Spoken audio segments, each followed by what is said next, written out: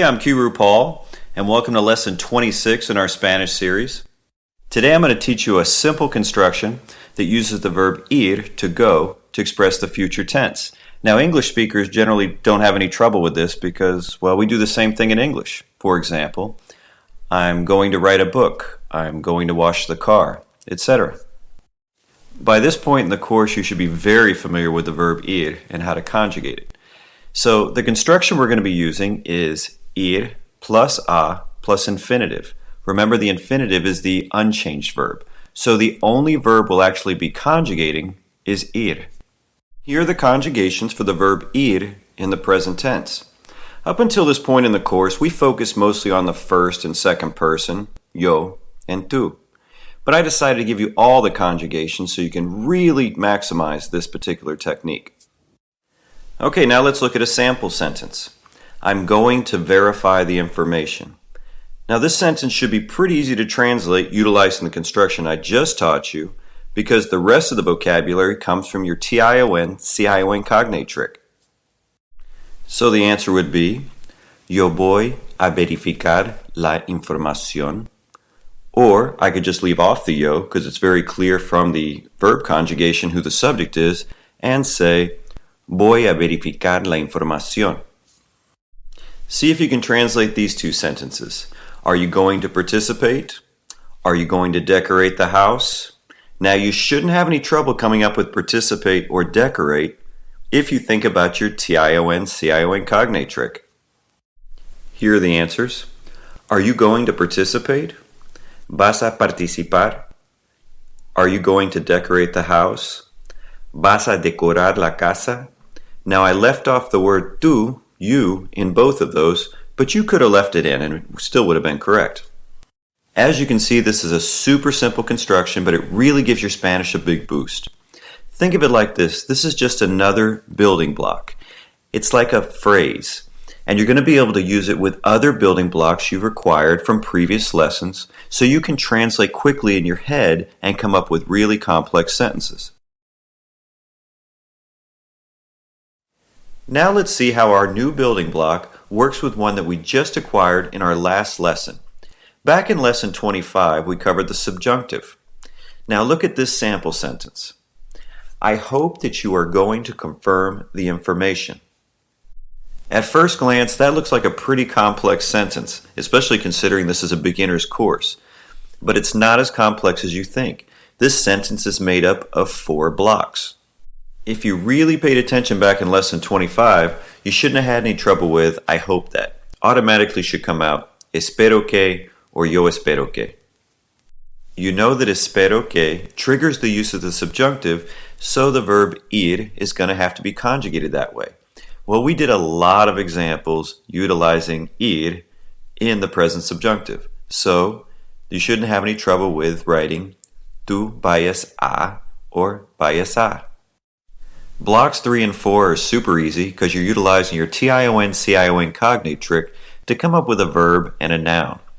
So you'll come up with confirmar and, in block 4, la información. Now let's put it all together. Espero que vayas a confirmar la información. All right, now it's your turn. Take a look at the sentence on the board. Can you translate this sentence in your head into Spanish? Think of it as building blocks. It will follow the pattern of the one we just covered. Ready? Here's the answer. Espero que vayas a celebrar. Did you get it right? Now, if you left the yo and tú in there, it's still right. That's up to you. If you had a little trouble with that last one, don't feel bad. It does take some practice to get up to speed. So, let's continue to practice. Take a look at this one. I hope you're going to participate. Same thing. Translate it in your head, don't write it down, and just say it aloud. Here's the answer. Espero que vayas a participar. Now, I'll bet that that one was easier than the first one. That's because we're practicing. Want to try another one? All right, same drill. Translate it in your head and then spit it out. I hope you're going to collaborate. No, I didn't give you too much time to work on that one, but to tell you the truth, I didn't think you needed it at this point. So your answer is, Espero que vayas a colaborar. Now here are the three sentences you just translated. Each time you went faster and faster. And the reason is because you stopped translating the first part of the sentence. You knew it was espero que vayas a, so you only had to focus on the translation of the last word. This is why this course focuses on plug-and-play phrases and constructions. The goal is to make you conversational, that you start to put these building blocks together in real time in your head. And through repetition and practice, these 2 or 3 block sentences are going to become one block, and you're just going to spit it out.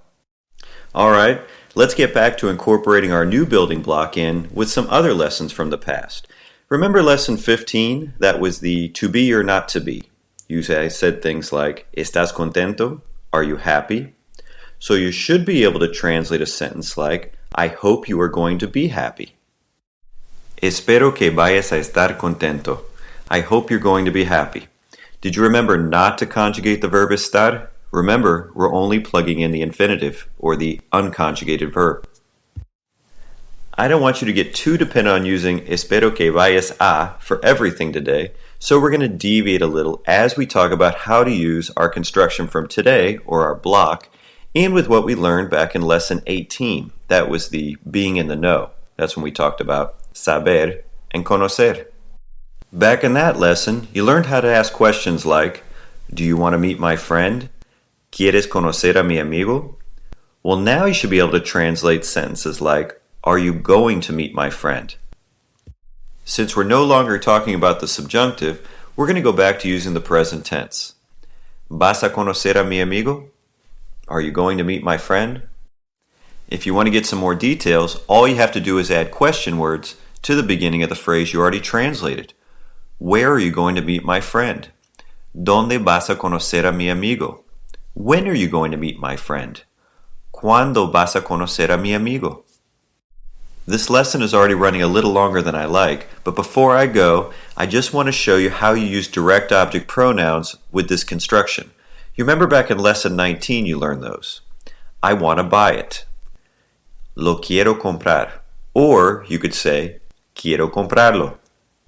The direct object pronoun was lo, meaning it, and you could put it before a conjugated verb or attached to the unconjugated verb or the infinitive. It works the same way with this construction. So if you want to translate a sentence like, I'm going to buy it, and it is referring to an unknown object or a masculine noun, you would say, yo lo voy a comprar, or yo voy a comprarlo. Now you can leave off yo.